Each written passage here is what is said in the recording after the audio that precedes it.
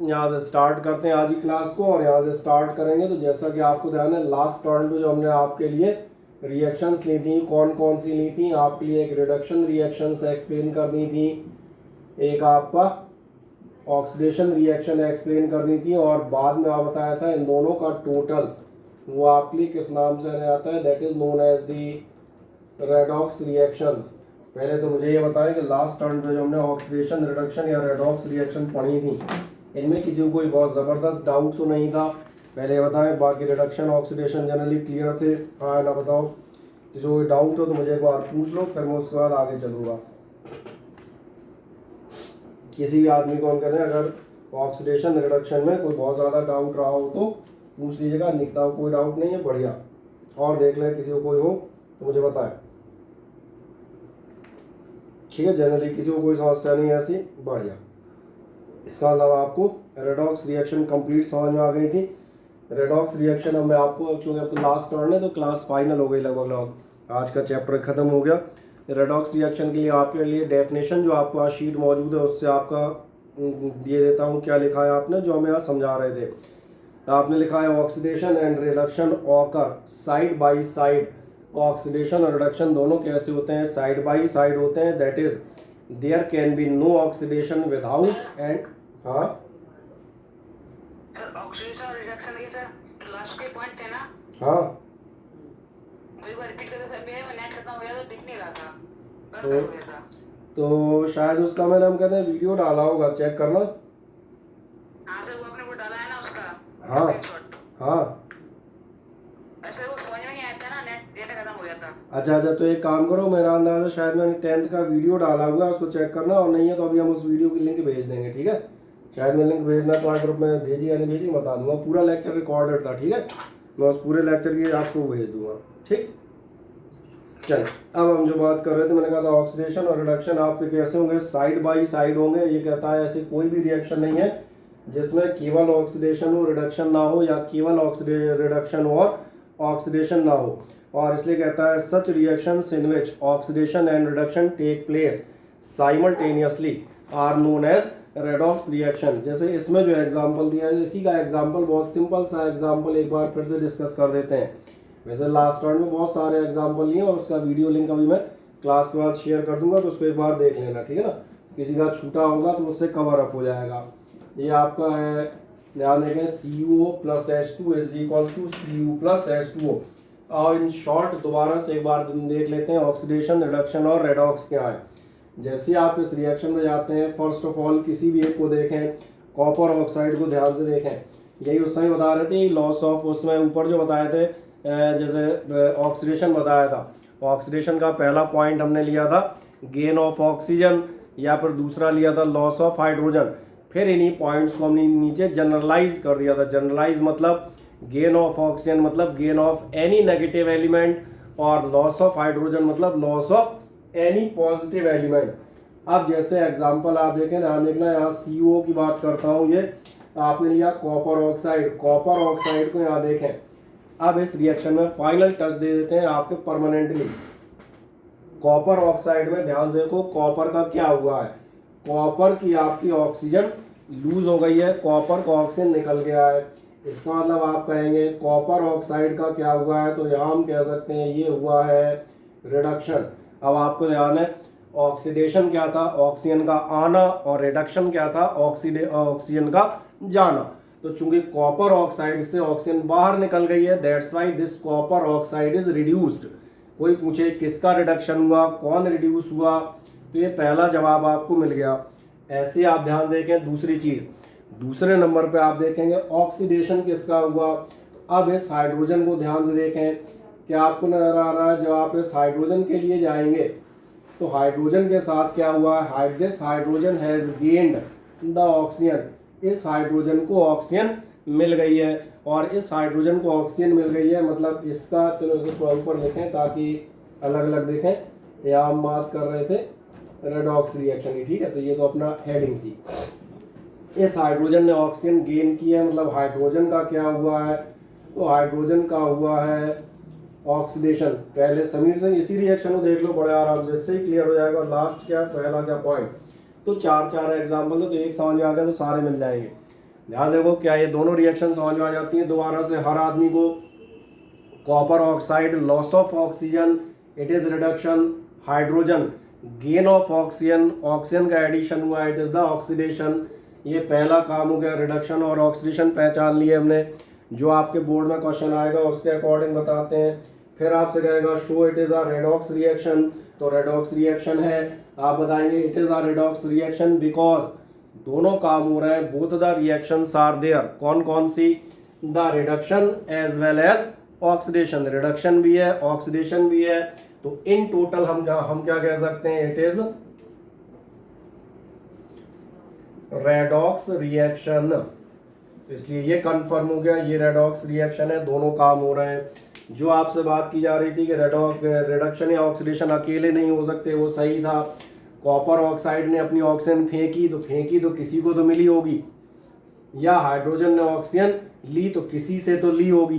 तो इसका मतलब जब ऑक्सीडेशन होगा तो एक दूसरा कोई रिड्यूस भी होगा। अब लास्ट काम, एक चीज़ और आपसे पूछी जाती है, उसके लिए मैं रेड पेन इस्तेमाल करता हूँ। ज़रा देखें, कॉपर ऑक्साइड का रिडक्शन हुआ है, ये रिडक्शन किसने किया है? किसने किया का मतलब समझ में आता है, इसकी ऑक्सीजन ले गया। कौन ले गया?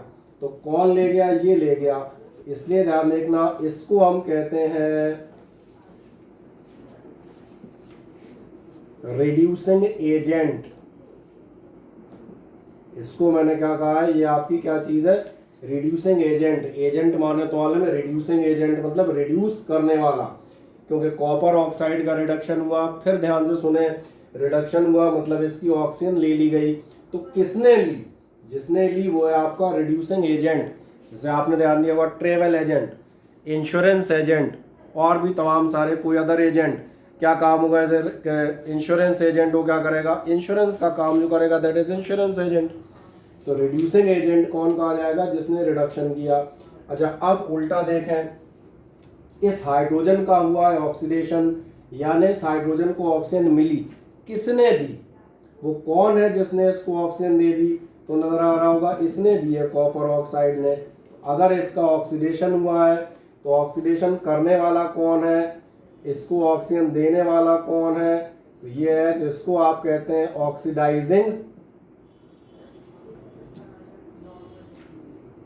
एजेंट।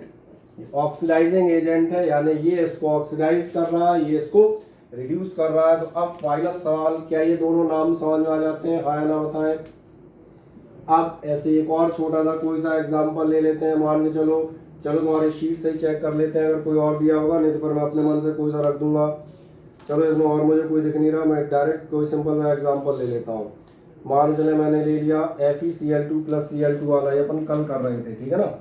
एक रिएक्शन लिख देता हूँ, यहाँ लिख देता हूँ 2FeCl2 + Cl2 और इज इक्वल्स टू आपको मिलेगा 2FeCl3। ये अपने पास एक रिएक्शन है। अब इस रिएक्शन को एक बार फाइनली ध्यान से देखें। आयरन का फेरस क्लोराइड था, ट्रिपल वैलेंसी में फेरिक क्लोराइड बना है, ये आपको मालूम है। रिएक्शन सबको साफ साफ नजर आ रही है। इसका मतलब ध्यान देखें, जब आप आयरन क्लोराइड की बात करेंगे तो आयरन क्लोराइड का हुआ है ऑक्सीडेशन। मैंने क्या कहा? इसका क्या हुआ है? ऑक्सीडेशन। और क्यों हुआ है ऑक्सीडेशन? ये क्लियर दिख रहा होगा, क्योंकि ऑक्सीडेशन कैसे कहते हैं? गेनिंग ऑफ ऑक्सीजन, या ऑक्सीजन है नेगेटिव एलिमेंट, तो एनी नेगेटिव एलिमेंट, तो gain of negative element. Iron के साथ 2 क्लोरीन थे, अभी 3 है। इस आयरन के साथ एक क्या बढ़ा? नेगेटिव एलिमेंट यानी क्लोरीन बढ़ा, सो इट इज ऑक्सीडाइज्ड, इसका ऑक्सीडेशन हुआ। उल्टा ध्यान देखें, क्लोरीन क्या हुआ? क्लोरीन पहले बेचारी अकेली थी मजे से, अब इसके साथ आयरन ऐड हो गया, और आयरन ऐड हो गया मतलब इसके साथ कौन ऐड हुआ? Positive element. तो क्लोरीन के साथ कौन ऐड हुआ है? Positive element. तो इसका क्या हुआ है? इसका हुआ है रिडक्शन। इसका मतलब ध्यान देखें, इसका ऑक्सीडेशन है, इसका रिडक्शन है। यानी अपने पास पहली संभावना क्या बनी? ये जो रिएक्शन है ये कैसी रिएक्शन है? तो कंफर्म हो गया, ये रिएक्शन अपनी रेडॉक्स रिएक्शन है, ये पक्का हो गया। अब रेडॉक्स रिएक्शन में किसने, कौन सा रिड्यूसिंग एजेंट है और कौन सा ऑक्सीडाइजिंग एजेंट है, ये आपको पहचानने के लिए एग्जाम में देंगे when you go for the previous board year papers. So watch carefully, ये ऑक्सीडाइज हुआ, इसको क्लोरीन मिली, किसने दी? क्लोरीन इसने दी, तो इसलिए ये आपका क्या कहलाएगा? ऑक्स लिख दे रहा हूं, ठीक है, इन शॉर्ट ये है ऑक्सीडाइजिंग एजेंट। ऑक्सीडाइजिंग एजेंट, इसने ऑक्सीडाइज किया है, इसको नेगेटिव एलिमेंट बढ़ाया है। अच्छा अब उल्टा, ये था क्लोरीन, क्लोरीन के पास आयरन आ गया है, कहाँ से आया आयरन? यहाँ से आया है, दिख रहा है, ये आयरन क्लोरीन, इस क्लोरीन को कहाँ से मिला? इसी से तो मिला है। तो इसका मतलब इस रिडक्शन के लिए जिम्मेदार कौन है? ये। अगर ये नहीं होता तो इस क्लोरीन के पास आयरन नहीं आता। तो अगर ये जिम्मेदार है रिडक्शन के लिए, तो ये क्या है? ये आपका, इसको रेड एजेंट मत पढ़ देना, बोले लाल एजेंट है, घनापन। ये क्या होगा? Reducing agent. क्या आप रिड्यूसिंग एजेंट और ऑक्सीडाइजिंग एजेंट समझ में आते हैं? चले पूछ लेते हैं, किससे पूछूं? चलो ज्योति बताओ, तुम्हें समझ में आ गए भाई? नहीं आया समझ में? ज्योति का कहना है हाँ सर आ गए, ओके। अब इसके बाद और किससे पूछ लूं? आंचल और अभिषेक पाल, तुम्हें आ जाते हैं समझ में कि कोई दिक्कत बताओ? फट से चैट सेक्शन में घुस जाओ, वहाँ हाँ या ना लिख दो, नहीं तो माइक अनम्यूट करके बोल भी सकते हैं। जानवी शर्मा का कहना है यस सर, बढ़िया। निकिता का कहना है यस सर। आंचल को क्या हो गया? खो गई? ये आंचल फर्जी अटेंडेंस तो नहीं कहीं लगा रही? मोबाइल रख के ऑन करके गायब हो जाती हो, क्यों?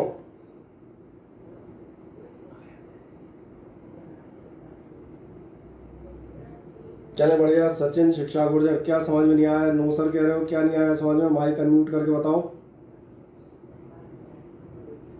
सचिन।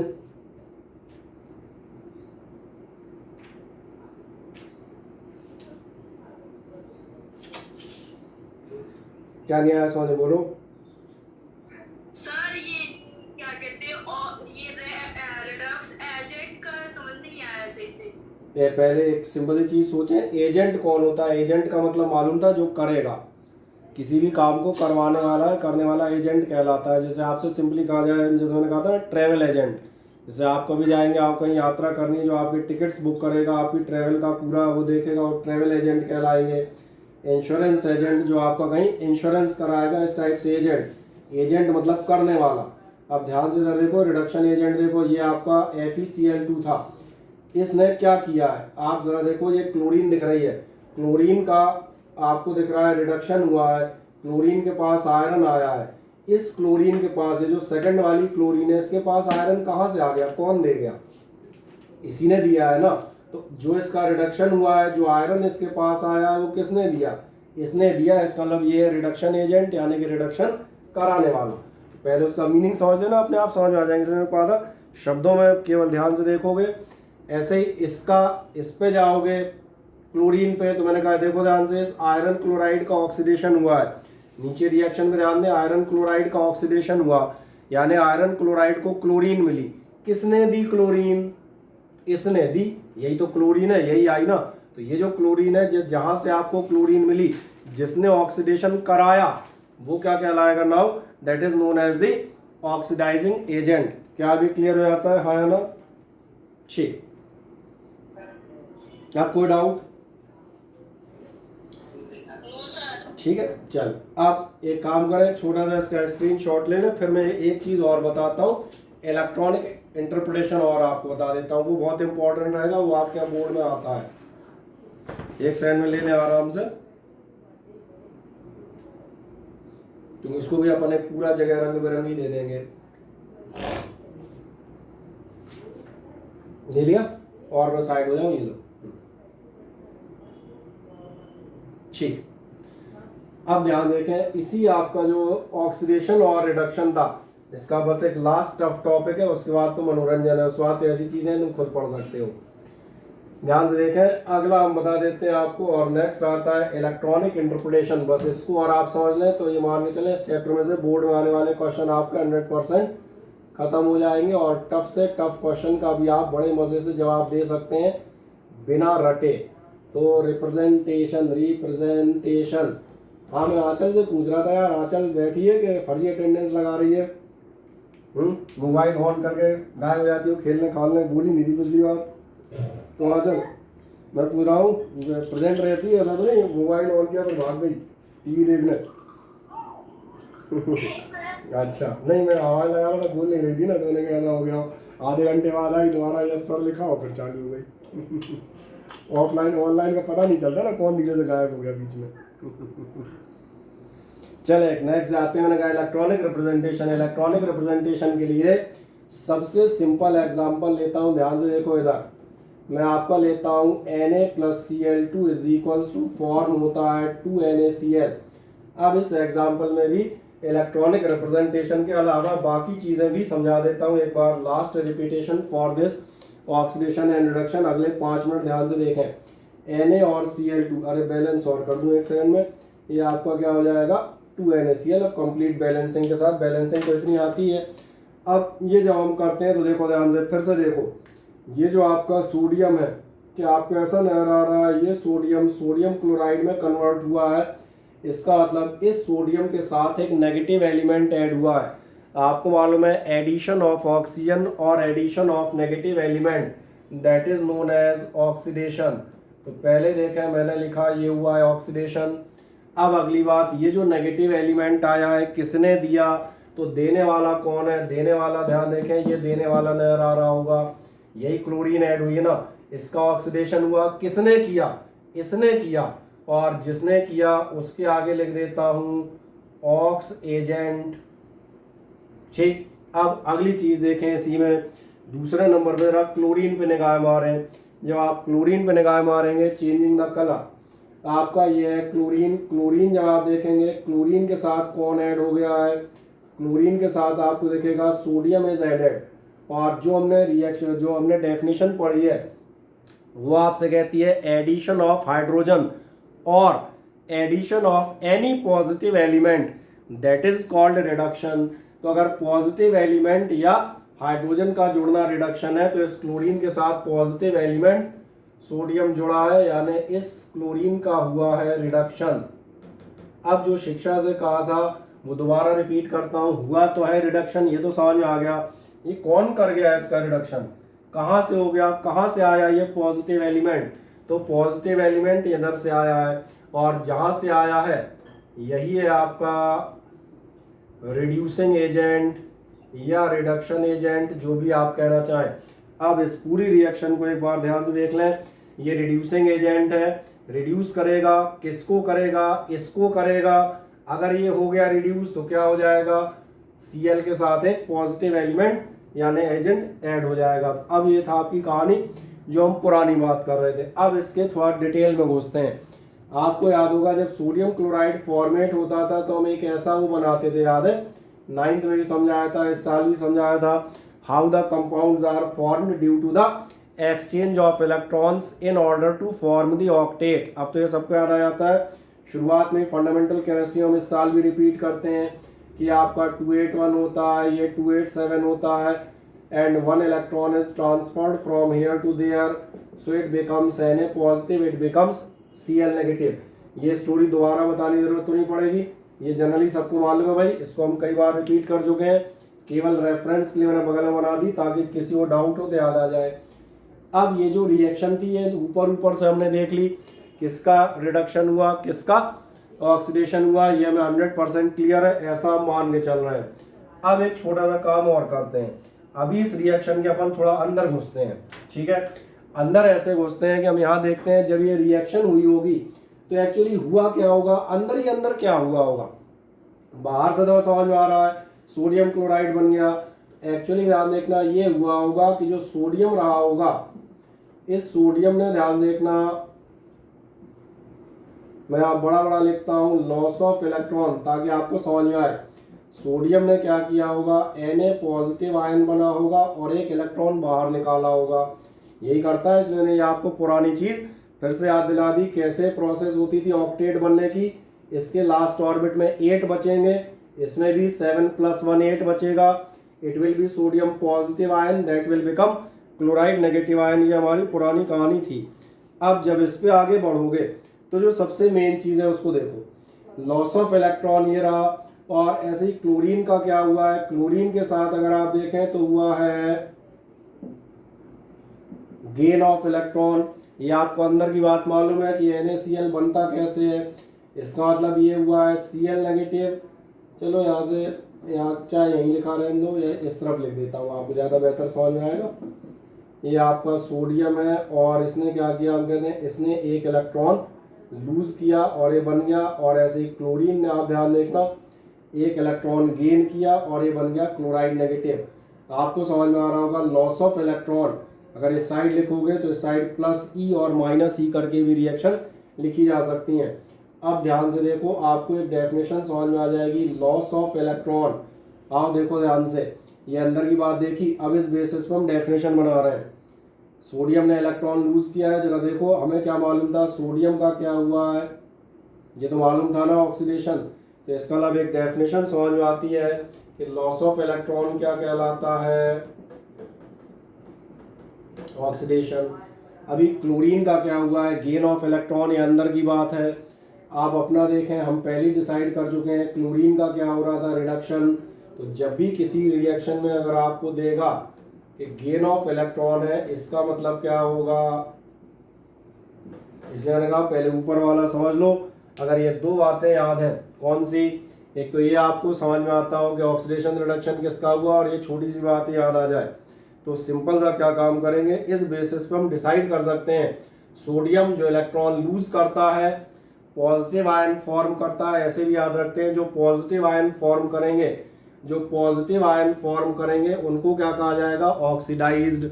और जो नेगेटिव आयन फॉर्म करेंगे बाय गेनिंग द इलेक्ट्रॉन, देख लें क्लोरीन, क्लोरीन क्या करती है, नेगेटिव आयन फॉर्म करती है, तो क्लोरीन को क्या कहा जाता है, रिड्यूस्ड। तो जिनका गेन ऑफ इलेक्ट्रॉन होगा वो रिड्यूस हो जाएंगे, रिडक्शन। जो लॉस ऑफ इलेक्ट्रॉन करेंगे वो ऑक्सीडाइज हो जाएंगे, oxidation. So as I hope अब आपको ये कहानी समझ में आ जानी चाहिए। ठीक, अब इसके बाद एक आध दो छोटी मोटी चीज़ें बताएंगे आपको, जैसे ऑक्सीडेशन के आपके कुछ प्रैक्टिकल एग्जांपल्स हैं लाइफ में, और जो प्रैक्टिकल एग्जांपल है उनमें से कुछ मैंने डिस्कस कर रखे हैं ऑलरेडी। जैसे पहला दिया हुआ है कंबशन। कंबशन आपको याद होगा, जब हम वो रिएक्शंस पढ़ रहे थे तभी आपसे कहा था कंबशन कैसे कहते हैं, बर्निंग। कंबशन का मतलब रिएक्शन विद द ऑक्सीजन। जैसे आपको एक कैंडल वाला एग्जांपल दिया था, कैंडल अगर आप जो है किसी ग्लास से ढक देते थे छोटी क्लासेस में, तो फिर उसका क्या होता था, बुझ जाती है जैसे ही उस ग्लास की टम्बलर की आपकी ऑक्सीजन खत्म होगी। तो कंबशन जो है काहे का एग्जाम्पल है, ऑक्सीडेशन का। जैसे सबसे सिंपल एग्जाम्पल जिससे हम चैप्टर शुरू करते हैं, burning of magnesium ribbon Mg+O2, ये कंबशन काहे का एग्जाम्पल है, ऑक्सीडेशन का, क्योंकि मैग्नीशियम ऑक्साइड बन जाती है। कंबशन हमेशा ऑक्सीजन से एडिशन होगा, तो ये समझ में आएगा, तो इसको मुझे ऐसा कोई खास नहीं बताना।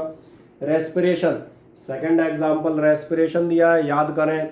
रेस्पिरेशन जब बता रहे थे तो दो नेचुरल रिएक्शन मैंने बताई थी, फोटोसिंथेसिस और रेस्पिरेशन। फोटोसिंथेसिस कहा था एंडोथर्मिक है, क्योंकि फोटोसिंथेसिस के लिए आप एनर्जी एब्जॉर्ब करते हैं, जबकि आपका रेस्पिरेशन एक्सोथर्मिक रिएक्शन है, क्योंकि रेस्पिरेशन में एनर्जी इवॉल्व होती है, बाहर निकलती है। और याद करो रेस्पिरेशन क्या था, अभी अगला चैप्टर बायोलॉजी का पढ़ाऊंगा तो रेस्पिरेशन डिटेल में वैसे भी पढ़ाने वाला हूँ। रेस्पिरेशन ये था कि आपने ऑक्सीजन इनहेल की, ये ऑक्सीजन ब्लड के थ्रू आपकी सेल्स तक पहुंची, और सेल्स में जो फूड मटेरियल या कहा जाए ग्लूकोज है उसका होगा कंबशन, बर्न होगा, वो बदले में आपको मिलती है एनर्जी। तो ध्यान जा रहा होगा, ये बर्निंग या कंबशन। रेस्पिरेशन क्या है, सेलुलर कंबशन, जो सेल्स में छोटा छोटा बर्निंग या कंबशन होगा वो आपका रेस्पिरेशन है। So respiration is also an example of oxidation. Then इसके बाद आपकी शीट में एक बहुत प्यारी सी चीज दी है, हार्मफुल इफेक्ट ऑफ कंबशन। अच्छा, कंबशन से कोई नुकसान भी होते हैं क्या, चीज़ों को जलाने से कोई नुकसान हो, किसी को पता हो, कोई मुझे बताए। चीज़ों को जला मारेंगे तो क्या होगा, बिल्कुल सही कह रहे हैं, पॉल्यूशन ही पॉल्यूशन होता है। ये अपन ने पहले भी पढ़ा हुआ है। पॉल्यूशन क्या होगा ये समझ में आ रहा है। अरे स्क्रीनशॉट अभी कहाँ लेना है तेरे को, स्क्रीनशॉट लेने की जरूरत पड़ेगी, मैं बता दूंगा वहाँ। जो मैं कह रहा था, अगर आप जाएंगे किस पे हम बात कर रहे थे, कंबशन के हार्मफुल इफेक्ट। मैं याद दिला देता हूँ, तुमने सोशल साइंस में वो एनवायरमेंटल में कई बार पढ़ा होगा। आप कम्बशन जो करते हैं, जो चीज़ें आप उल्टी सीधी बर्न करते हैं, नंबर 1 एक तो डायरेक्ट जो गैसेस प्रोड्यूस होती हैं, कार्बन मोनोऑक्साइड, कार्बन डाइऑक्साइड सरीखी, ये डायरेक्ट एटमॉस्फेयर को पॉल्यूट करती हैं। अच्छा, इनमें से कुछ खतरनाक गैसेस के नाम बताता हूँ। खतरनाक गैसों में कौन सी मानेंगे? खतरनाक गैसें अपन व्हाट्सएप लैंग्वेज का इस्तेमाल करेंगे क्योंकि आजकल सब उसी के आदी हो गए। खतरनाक गैसेस, तो खतरनाक गैसेस में कौन सी लेंगे? खतरनाक गैसेस में लेंगे सल्फर डाइऑक्साइड और नाइट्रोजन की ऑक्साइड्स। आप कहेंगे सल्फर डाइऑक्साइड और नाइट्रोजन की ऑक्साइड में क्या बुराई है? कोई भी जो मटेरियल हम कहते हैं आप जलाते हो, जनरली सल्फर नाइट्रोजन की ऑक्साइड डेवलप होती हैं। रबर टायर जलाओ, भयानक मात्रा में सल्फर डाइऑक्साइड निकलती है। पहला नुकसान तो मालूम है, सांस लेने में दिक्कत, रेस्पिरेशन में। दूसरा बताता हूँ, ये सल्फर डाइऑक्साइड एटमॉस्फेयर में ऊपर जाती है। जब ये ऊपर जाएगी तो वाटर वेपर्स या इनसे जो आपकी वेपर्स हैं वाटर, इनसे रिएक्ट करेगी और ये बनाती है सल्फ्यूरिक एसिड, ये बनाती है नाइट्रिक एसिड। ये बरसात के पानी के साथ नीचे आते हैं और शायद आप में से एक आध समझदार टाइप के प्राणी ने एसिड रेन का नाम सुना होगा। ये एसिड रेन कहलाती है। एसिड रेन से अपने मेटेलिक आर्टिकल खराब हो जाते हैं और भी तमाम सारी चीज़ जो है, जैसे फॉर एग्जांपल एसिड रेन का सबसे बढ़िया एग्जांपल अपने पड़ोस में दिया जाता है आगरा में। आगरा में आपका ध्यान जाएगा, जो आगरा के ताजमहल के आसपास जो इंडस्ट्रीज चलती थी, इवन जो ढाबे चलते हैं, जो चाय के होटल तक हैं, उन तक को उन्होंने 2-2 किलोमीटर 4-4 किलोमीटर आगे भगा दिया। क्यों भगा दिया? ताजमहल के आसपास आप जाएंगे तो कोई भी आपको टेम्पो या ऑटो नहीं ले जाएगा। कौन ले जाएंगे? तो बैटरी वाली गाड़ी ले जाएगी, ये क्या कहलाती है, टमटम, और या वो घोड़े वाले। रीज़न, ये जो आपका कम्बशन हो रहा है पेट्रोल, डीजल या किसी और फ्यूल का, इससे कहीं ना कहीं सल्फर नाइट्रोजन ऑक्साइड जाएंगी और ये काय के फॉर्म में आती हैं? एसिड रेन के फॉर्म में। ताजमहल बना है मार्बल यानी कैल्शियम कार्बोनेट से। कैल्शियम कार्बोनेट इनसे रिएक्ट करता है तो उसका कोरोजन धीरे धीरे होता जा रहा है। ये समझ में आता है। अब इसी का एक अगला इफेक्ट जो मैंने यहाँ वर्ड लिया वो आता है कोरोजन। कोई क्वेश्चन? नहीं, ठीक है। कोरोजन क्या होता है ये हम बताएंगे। कोरोजन आपको मालूम है, कोरोजन एक सिंपल एग्जांपल देते हैं, जंग लगना, रस्टिंग ऑफ आयरन। ये कोरोजन का एक सबसे बेहतर एग्जांपल है। कोरोजन एक्चुअली डिफाइन किया जाता है slow eating of metals. Metal धीरे धीरे स्लो ईटिंग, अच्छा ईटिंग मतलब यहाँ समझ लेना अपन खाएंगे। एटमॉस्फेरिक जो फैक्टर्स हैं धीरे धीरे मेटल्स को जो ख़त्म करते जाते हैं, ये किस नाम से, टाइम देखो जरा, ये आपका जाना जाता है कोरोजन के नाम से। जैसे 1-2 सिंपल एग्जांपल, आयरन आर्टिकल्स आप बाहर छोड़ दें, atmospheric gases like oxygen in presence of water vapours, humidity की प्रेजेंस में आप देखेंगे धीरे धीरे रस्टिंग होने लगती है, ये कोरोजन है। और बता देता हूँ, और भी ऐसी तमाम सारी चीज़ें हैं। जैसे एक सिंपल कहा जाए, आपकी मम्मी जो है चांदी के, मैंने कहा वो पायल या ऐसी चीज़ पहनती हैं, आपने ध्यान दिया, धीरे धीरे धीरे इनका कलर ब्लैकिश होने लगता है। और क्यों ब्लैकिश होने लगता है? पसीना और एयर, पसीने में होते हैं एसिड्स और एयर में होती है ऑक्सीजन। धीरे धीरे धीरे आप देखेंगे एक सिल्वर से रिएक्शन करके उसको धीरे धीरे खराब करने लगते हैं। तो ये सारे आपके काय के एग्जाम्पल होंगे कोरोजन, और अल्टीमेटली ये कहीं ना कहीं पॉल्यूशन से रिलेट करेंगे। ये मुझे लग रहा है कोई बहुत ज़्यादा खास बात नहीं है, आप एक बार पढ़ सकते हैं।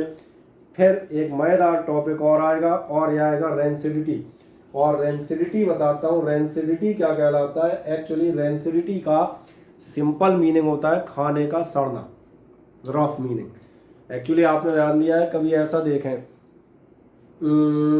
कभी कहीं शादी या बारात में आप देखेंगे जहाँ खाना हुआ हो, उसमें आपने देखा होगा खाना बच जाता है, किनारे पड़ा रहता है। रात में जैसा हुआ हो, सुबह आप वहाँ से निकले, उस खाने में जो बहुत बुरी बदबू आती है। इसका रीज़न आप बताते हैं, खाने में होते हैं कार्बोहाइड्रेट और फैट्स। कार्बोहाइड्रेट और फैट्स क्या करते हैं, पर्टिकुलरली ऑयल और फैट, ये आप देखेंगे एटमॉस्फेरिक ऑक्सीजन से रिएक्ट करते हैं। पहली चीज़ इनका ऑक्सीडेशन होता है, और दूसरा इन पे सबसे जल्दी होता है बैक्टीरियल अटैक। तो बैक्टीरिया प्लस ऑक्सीडेशन मिलके ये उसको धीरे धीरे खराब करना शुरू करते हैं, बैड स्मेल्स आने लगेंगी, और ये प्रोसेस कहलाती है रेंसिडिटी। अगर आप शीट में पढ़ेंगे तो यही आपको बताएगा, क्या बताएगा, ये आपसे बता देगा, when the fats and oils present in butter and margarine are oxidise, जब फैट और ऑयल ऑक्सीडाइज होंगे, दे बिकम रेंसिड, रेंसिड मतलब बैड स्मेलिंग या ऐसा।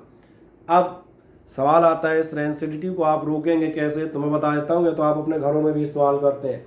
कभी कभार आपने ध्यान दिया होगा रात की सब्जी या दाल बच जाए तो हम लोग क्या क्या काम करते हैं, आप देखेंगे उसको हम फ्रिज में रख देते हैं।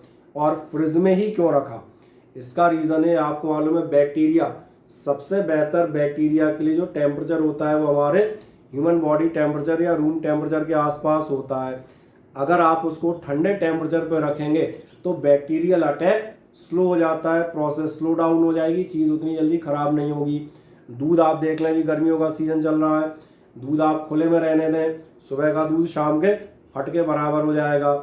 हम क्या कर रहे हैं, फ्रिज में रख दिया। क्यों रख दिया, क्योंकि आपको मालूम है दूध में होते हैं लैक्टोबैसिलस बैक्टीरिया। ये बैक्टीरिया इसकी प्रोसेस जो है ठंडे टेम्परेचर पर, लो टेम्परेचर पर स्लो डाउन हो जाती है।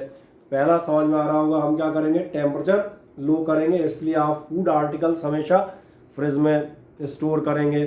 दूसरा ध्यान देखना, जो मैंने कहा था, एक तो बैक्टीरिया कम करो, या फिर जो मैंने कहा था एटमॉस्फेरिक ऑक्सीजन होने लग रही है उसे ख़त्म करो। उसे कैसे ख़त्म करोगे, मार्केट से आप चिप्स खरीद के खाते हैं, आपने ध्यान दिया है जो एक चिप्स का बड़ा सा पैकेट होता है जो आप 5 रुपये या 10 रुपये, मान के चलें 10 रुपये में जो चिप्स खरीदते हैं, उस 10 रुपये में से 2 रुपये की चिप्स होती हैं, 8 रुपये की हवा होती है। सही कह रहा हूँ ना। तो जो 8 रुपये की हवा है वो एक्चुअली हवा नहीं होती। ये जो चिप्स के पैकेट हैं, these are flushed with nitrogen gas. इनमें जो गैस भरी जाती है कौन सी होती है, नाइट्रोजन। कारण समझ में आ रहा है, चिप्स मतलब ऑयल और कार्बोहाइड्रेट आलू है। ये रेंसिड ना हो जाए, बैक्टीरिया इसको सड़ाना शुरू ना कर दें तुरंत, ऑक्सीजन हटाएंगे, रेपोस में पैकेट बना के मशीनें ऑक्सीजन खींच लेती हैं, नाइट्रोजन फ्लश कर देती हैं। अब क्या होगा, आपके बैक्टीरिया की जो एक्टिविटीज़ हैं बहुत ज़्यादा स्लो डाउन हो जाएंगी, यानी ये चिप्स का पैकेट आपका एक लंबे समय तक चलने में सक्षम है। तो मुझे ऐसा लगता है ये छोटी छोटी चीज़ें अब आप पढ़ सकते हैं। तो अब इनको पढ़िएगा, नंबर 1, और इसके एनसीईआरटी क्वेश्चंस आप एक बार डिस्कस कर लीजिएगा। जैसी कि अपनी योजना थी, कल हम लोग सोच रहे हैं टेस्ट रख लें। तो आप में से कितने लोग कल शाम को टेस्ट देने के लिए एग्री करेंगे? कोमल भदौरिया कल टेस्ट देगी शाम के? कोमल,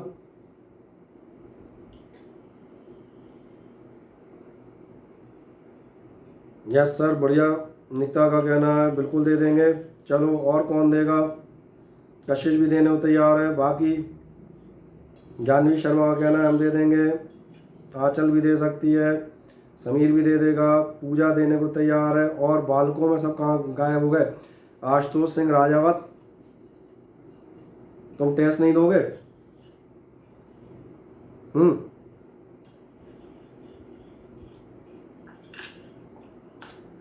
चलो, अनुष्का दे देगी। ठीक है, तो एक काम करेंगे, अपन जो है कल शाम के आराम से एक टेस्ट रखेंगे। टेस्ट में ऑनलाइन आपको देना है, उसमें आपको मैं एक टेस्ट को सेंड कर दूंगा, उसको आप फिलअप करना है बड़े आराम से। उसमें कुछ नहीं रहेगा, या तो फिल इन द ब्लैंक होंगे, कुछ ऑप्शंस होंगे, या 1-2 लाइनें आपको लिखने को रहेंगी। तो आराम से आप मोबाइल पर टाइप कर सकते हैं। सिंपली जैसे आपसे ये पूछ लेंगे व्हाट इज़ कम्बशन, तो जैसे आप लिख देते हैं combustion is defined as this and this. इस टाइप का एक आपका क्वेश्चन पेपर जो है ये आपको चलो आज आराम से सैटरडे ना, कल दिन भर तैयारी कर लो। शाम के रख देते हैं, शाम के 7 बजे रख दूं? ठीक है, तो शाम के 7 से 8 के बीच में आपका टेस्ट रहेगा। 7 से 8 में अपना फ़ोन ले लीजिएगा। तो आपका जो व्हाट्सएप ग्रुप है उसी पे एक लिंक भेजूंगा, लोग उसको क्लिक करेंगे, फॉर्म खुल जाएगा। फॉर्म मतलब ऑब्जेक्टिव टाइप, और उसमें बीच बीच में जगह बनी होंगी, तो उन पर आप टाइप करके आराम से लिख सकते हैं। और जब कर लीजिएगा तो उसको वहीं का वहीं सबमिट कर दीजिएगा, तो वापस मेरे पास आ जाएगा। और कोई डाउट? सर, हाँ सर इसके बाद सर इलेक्ट्रिसिटी चैप्टर पढ़ा दो सर, उसका टेस्ट ऑनलाइन स्कूल में है। कब? सर, मतलब नेक्स्ट सैटरडे को होगा सर। नेक्स्ट सैटरडे तो है। अपनी 3 टर्न में इलेक्ट्रिसिटी खैर हो तो नहीं पाएगी, लेकिन ये कोई समस्या नहीं, इलेक्ट्रिसिटी स्टार्ट कर देंगे, फिजिक्स का थोड़ा थोड़ा चला देंगे, ये कुछ पार्ट आपका हो जाएगा, है ना, कोई दिक्कत नहीं। और किसी का कोई टेस्ट है? एक बेचारे वो आर्मी स्कूल वाली बच्चियों का टेस्ट था, पता नहीं काहे का मेरे पास राज साइंस में है। सर फिजिक्स का टेस्ट था, सोर्स ऑफ एनर्जी का। अरे तुम सोर्स ऑफ एनर्जी, तुम कहाँ जाके पीछे पढ़ने लगे? तुम्हारे यहाँ तो मनोरंजन कर रहा है मुझे लग रहा है। तुक्के लगा दिए सर, सब तो करना ही पड़ेगा। सोर्स ऑफ एनर्जी पता है अपन कब पढ़ते हैं? सोर्स ऑफ एनर्जी अपन पढ़ते हैं दिसंबर में, विश्वास करोगे? सोर्स ऑफ एनर्जी वाला टॉपिक और एक दो चैप्टर है देखना, एक एनवायरनमेंट फूड चेन वाले हैं, इनको हर टीचर और हम भी जब सब हो जाता है, रिवीजन हो जाता है, तो बोले साहब 2 चैप्टर बचे उनको मैंने अलाउ उनको करा देते हैं 2-3 दिन में, तब उनको लास्ट में नवंबर दिसंबर में पढ़ते हैं हम लोग। नहीं वो कोई दिक्कत नहीं होती, वो इसलिए ले लिया है क्या है, ज़बरदस्ती क्लास चला रहे हैं। अब ज़बरदस्ती क्लास में बेटा इलेक्ट्रिसिटी पढ़ाएंगे वो कैसे करेंगे? हमारे पास तो क्या है पूरा बैकअप है। आप देखेंगे ध्यान से हमारी क्लास का एडवांटेज क्या है, जैसे आप एक क्लास ले रहे हैं, आपको यहाँ पढ़ना है, यहाँ पे आपको दिक्कत हो जाती है। अब जो इलेक्ट्रिसिटी वाला टॉपिक है उससे कंटिन्यूअस इसके वीडियो लेक्चर्स मैं बराबर आपको लिंक भेजूंगा, एज इट इज़ जो क्लास में यहाँ पढ़ा रहे हैं वही रिकॉर्ड होगा। उस लेक्चर आपको छूट जाता है, ब्लर हो जाता है, कुछ भी दिक्कत है उसको आप देखेंगे, प्लस शीट जाएगी आराम से आप नोट्स, यानी आपको मेरी तरफ से कहीं भी ऐसा फील नहीं आएगा कि अपन ऑनलाइन पढ़ रहे हैं, ऐसा लगेगा बिल्कुल अपन उसमें ही है। तो ये तो संभव है, बाकी फॉर्मेलिटी वालों दिक्कत है। हाँ बोलो। ठीक है चलो कल टेस्ट में प्रेजेंट हो जाओ 7 o'clock इवनिंग। ओके चलो यहाँ पे अपन विराम ले लेते हैं, 1 आध मिनट शायद बचा होगा ज़्यादा से ज़्यादा। ठीक है चलो, और स्क्रीनशॉट लेना हो तो ले लो, किसी को बंद नहीं करना है। तो जाओ।